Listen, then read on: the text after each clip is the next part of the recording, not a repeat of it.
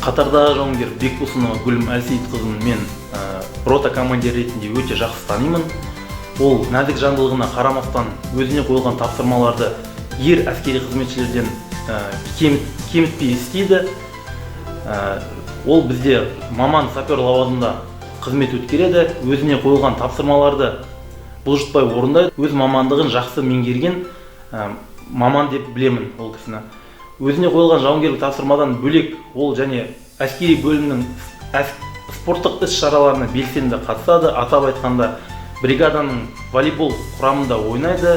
Жеткен жетістіктері аз емес, бірінші жүлделі орындарды алған.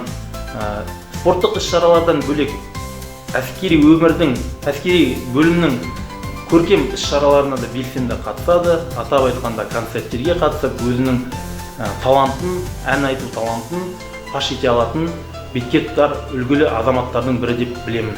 Менің армияға келген себебім, менің тікелей ағам себепкер болды. Бала күнгі арманымды орындайын деп, қарулы күштер қатарына ендім. Қазіргі таңда ер адамдармен бір қатарда тұрып, қызмет атқарған мен үшін үлкен абырой.